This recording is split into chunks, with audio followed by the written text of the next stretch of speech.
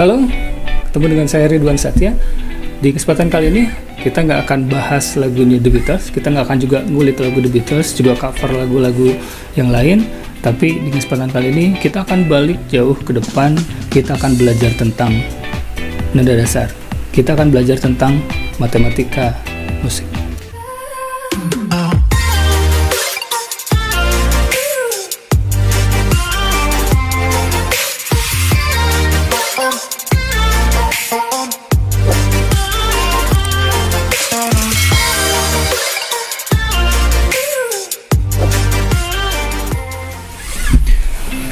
Nah, kalau kita bicara tentang musik, biasanya yang kita pikirkan dalam pemikiran kita bahwa musik itu mengenai sesuatu yang indah, sesuatu yang bernilai seni, bernilai keindahan.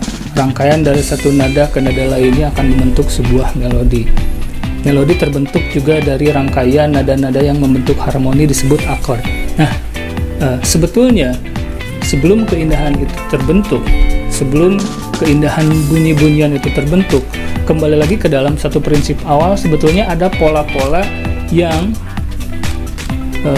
kalau saya pribadi menyatakan itu sama saja sama kita belajar matematika, dan mau nggak mau itu harus kita pegang. Ibaratnya kalau kita bangun rumah, fondasinya harus kuat. Memang di dalam beberapa praktek gak usahlah kita belajar teori, kita langsung aja main gitu ya. Nah, tetapi sebetulnya tanpa harus mempelajari lebih dalam sebetulnya, tapi minimal kita tahu yang paling dasar. Nah, di episode pertama ini kita akan bahas mengenai bagaimana sebuah nada dibentuk. Dan untuk kita akan coba mulai dari tangga nada yang paling umum digunakan, yaitu tangga nada dasar mayor. Baik, teman-teman, kalau misalkan kita bicara struktur nada yang kemudian terbentuk menjadi harmoni dalam akord, kemudian nanti terbentuk menjadi sebuah melodi yang baik, sebetulnya kalau kita kembali lagi ke asalnya, kita akan melihat dari sebuah titik terkecil dari sebuah melodi, yaitu adalah nada ya. Sebagai contoh yang kita tahu, ada nada main di mana di C, main di mana di D, main di mana di G. Nah, itu sebetulnya adalah rootnya atau nada dasar yang kalau misalkan kita sudah paham sebetulnya kuncinya, kita main dimanapun kita akan terlalu kesusahan ya. Yang paling bingung adalah pada saat orang ngulik lagu ini, mainnya kemana ya, dari C kemudian kemana ya, dari D kemudian kemana ya. Nah, ini yang agak susah itu, karena sebetulnya pemahaman dasarnya, pemahaman awal memahami nada dasarnya ini yang sebetulnya harus diperkuat. Setelah itu diperkuat, baru nanti kita belajar improvisasi, kita belajar ada modes, kita belajar ada hal-hal lain yang sebetulnya berangkat dari nada dasar itu sendiri. Nah, kita akan belajar dari tangga nada mayor ya. Jadi kenapa saya katakan matematika di sini, karena memang mau tidak mau matematika dasar sampai matematika lanjutan kita akan pakai di sini. Nah,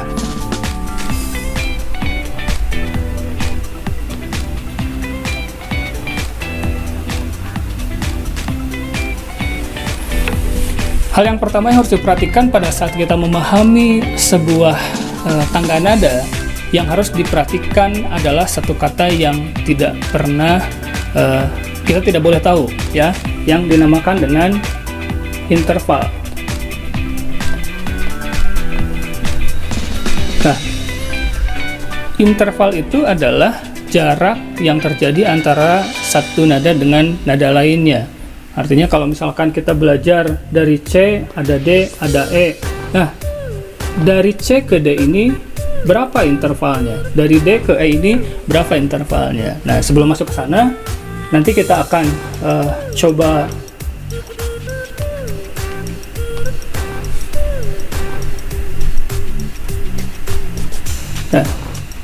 dari sini kita akan coba mulai ya, memahami bahwa di dalam satu keseluruhan nada itu sebetulnya ada terbentuk ada 12 nada ya, termasuk tangga nada kromatik. Apa itu tangga nada kromatik? Tangga nada kromatik itu kalau misalkan kita lihat di piano tuh, di piano ada yang tuts warna hitam. Nah, itu dalam tangan nada C mayor, artinya itu adalah tangan nada yang naik setengah-setengah, kecuali di E ke F dan B ke C. Jadi gini ya, orang memahami do, re, mi, fa, sol, la, si, do. Jadi tangan nada C, D, E, F, G, A, B, C. Ya, nah ini yang ada juga yang mengatakan 1, 2, 3, 4, 5, 6, 7. Nah, tangan nada itu ada 7, dimana nanti yang ke-8 balik lagi yang pertama. Nah, sebetulnya yang harus dipahami adalah pada saat kita bermain di nada dasar C sama dengan Do, itu artinya bahwa yang menjadi nada pertamanya adalah C. Ya, ini kita pahami, C sama dengan Do. Jadi artinya tangga nada C, D, E, F, G, A, B, C berarti artinya Do-nya ada di C atau satunya ada di C. Orang biasanya bilang satunya ada di C. Nah, di sini adalah Do-nya. Nah, kemudian yang tadi saya bilang ada kromatik, setengahnya ada di mana? Sebetulnya di antara C dan D itu ada sebetulnya C crash, atau ada juga bisa dianggap dibilang D moll ya. Nanti itu kita pahami di lain kesempatan.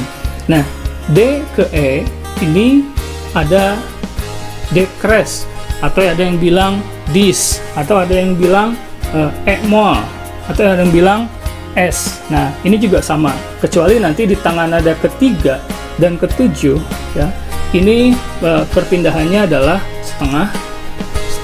Nah, ini nanti kita belum ke tangan nada, ini masih kita pahami. Nanti di antara F dan G ada fis ya. Ada fis, kemudian G ke A juga ada gis, A ke B ada ais atau akres, dan begitu seterusnya ya. Nah, kemudian kalau kita bicara tangan nada dasar mayor, sebetulnya bagaimana pola matematikanya ya. Nah, sekarang kita akan coba membuat sebuah pola. Pola ini yang digunakan sebagai pola umum dan memang terbentuk pada saat nada ini tercipta, bahwa pola ini adalah pola yang akan terbentuk apabila tangga nada mayor itu terbentuk. Nah, seperti ini. Yang harus diingat adalah ada angka seperti ini, 1, 1 setengah, 1, 1, 1 setengah ya. Jadi ada hal yang harus kita hafalkan. Jadi pada saat kita bicara tangga nada dasar mayor, bahwa kita harus menghafalkan 1, 1 setengah, 1, 1, 1 setengah ya. Jadi ada yang bilang juga pakai istilah tu-tungah, tu-tu-tungah. Jadi ada tu-tungah, tu-tu-tungah. Nah, jadi 1, 1 setengah, 1, 1, 1 setengah. Nah, ini aplikasinya seperti apa? Kita akan aplikasikan ke tangga nada yang paling mudah, yaitu C mayor misalkan ya. Nah, kita buat tangga nada dasar C seperti yang tadi kita sudah mulai di awal ya. Ada C, D, E, F, G, A, B, C ya.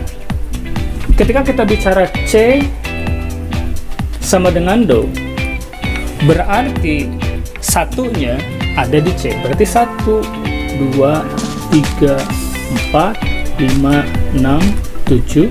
Ini kembali lagi ke satu aksen ya. Nah, yang 1, 1 setengah, 1, 1, 1 setengah itu akan seperti apa? Jadi jarak masing-masing ya nada dalam tangga nada mayor itu yang seperti ini. Nah, masing-masingnya adalah 1, 1 setengah, 1, 1, 1 setengah. Nah, seperti itu ya. Jadi kalau misalkan sampai sini masih pusing, saya coba balik ya, saya coba balik. Kenapa C ke D itu 1 ya? Kenapa D ke E itu 1? Kenapa E ke F itu setengah misalkan ya? Nah, ini kita balik tadi ke interval. Jadi di antara C dan D itu kan sebetulnya ada yang tadi saya sampaikan, ada cis ya. Nah, ini jaraknya adalah 1 semitone atau setengah. Nah, jadi ketika dari C ke D berarti C ke cis dulu, ke D. Nah, jarak di sini adalah 1. 1, 1 setengah, 1, 1, 1 setengah. Nah, pola ini yang harus dipegang ketika kita memainkan tangan nada C mayor ya. Nah, aplikasinya misalkan dalam gitar yang paling sederhana ya. Gitar itu dalam tuning atau setelan normal standar ini akan terdiri dari senar pertama sampai senar ke-6, di mana senar paling atas itu adalah berbunyi standarnya adalah di E. Yang kedua di A. Kemudian ini yang ke-6 ya. Berarti ini yang pertama dari berbawah. Yang pertama adalah E. Yang kedua B. Yang ketiga adalah G. Yang keempat adalah D. Yang kelima adalah A ya. Dan yang keenam adalah E. Jadi artinya tanpa kita petik. Nah, ini makanya di sini di samping nut ini sebetulnya kalau misalkan kita lihat di sini tuh kayak semacam satu nada ditekan, dan di sini tuh ditekan di posisi E, di posisi A, di posisi D, di posisi B, di posisi G ya. Nah, jadi tanpa harus kita tekan, ini posisinya sudah E, A, D, G, B, E gitu ya. Nah, kemudian untuk memahami di mana kita bermain, misalkan dianggaplah tadi di C sama dengan Do ya. Nah, yang paling umum adalah biasanya di sini ya, karena tadi belajar tangga nada C ya, C adalah 1/2 dari tangga nada A misalkan. Ini kalau kita bermain di senar kelima dari gitar, di sini kan A. Pada saat kita di fret pertama berarti ini adalah Ais. Pada saat di fret berikutnya ini adalah B, dan di sini adalah C ya. Nah, jadi pada saat kita membentuk tangga nada mayor berarti seperti apa? Tangga nada mayor terbentuk dengan pola 1, 1/2, 1, 1, 1/2. Jadi setiap jarak dari satu fret ke fret lainnya ini berjarak setengah. Artinya pada saat dari ini posisi saya ada di C. Nah, pada saat berpindah ke posisi satu fret di sampingnya berarti ini adalah setengah. Nah, ini adalah bunyi nada C crash atau cis ya. Nah, 1 itu adalah berarti melewati 1, 2. Berarti 2 fret berikutnya. Nah, ini adalah 1. Berarti C, D ya. Kalau 1, 1/2 berarti 1, 1, 1. Nah, setengah. Ini berarti E. E ke F. Ini kita bermain horizontal. F. Kemudian G. Ya, A. Ya, maka dia akan terbentuk do, re, mi, fa, sol, la, si, do. Nah, ini adalah yang paling pertama harus dipahami mengenai tangga nada major ya. Jadi kalau misalkan kita mau ngulik ke bawah misalkan, nah mau ngulik ke bawah seperti apa? Sama, kita berangkatnya dari nada di sini. Kalau misalkan di sini tadi adalah di senar ke-4 ini adalah D, berarti di sini dis, di sini E. Nah, berarti kan ketika kita bermain ke bawah kita bisa seperti ini. Ya, kita nanti akan cari. Itu diperlukan kita terus mencari nada sehingga bisa menentukan mana C-nya, mana D-nya, mana E-nya, mana F, G, A, B, C. Nah, jadi kenapa ada nada C, D, E, F, G, A, B, C, ada 1, 2, 3, 4, 5, 6, 7 ini.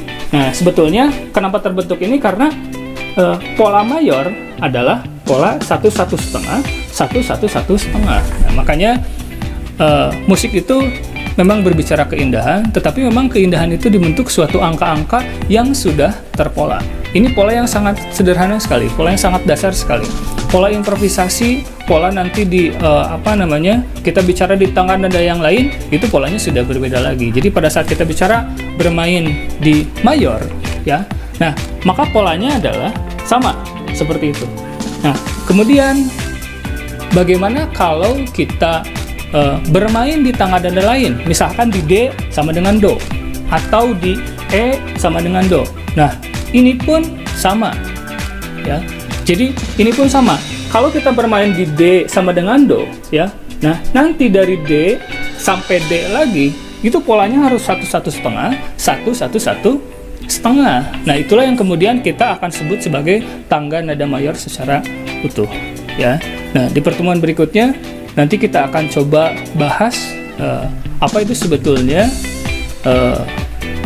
tangga nada mayor secara keseluruhan. Artinya gini, kita bisa memainkan nada termasuk progresi yang ada di dalam tangga nada mayor itu seperti apa, ya. Karena kalau setelah kita paham ini, baru kita akan bicara mengenai perpindahan chord gitu, ya. Jadi artinya pada saat kita bicara C, D, E, F, nah kadang-kadang kita bingung, ini C ini mayor atau minor. Nah, itu nanti kita akan bicara di pertemuan berikutnya. Jadi pertemuan kali ini kita akan akhiri di sini. Jadi jangan lupa kalau misalkan memang berkenan subscribe channel ini, like channel ini, dan share ke teman-teman. Terima kasih. Jadi nanti sampai ketemu lagi di pertemuan berikutnya. Selalu bermusik, selalu mengulik. Terima kasih.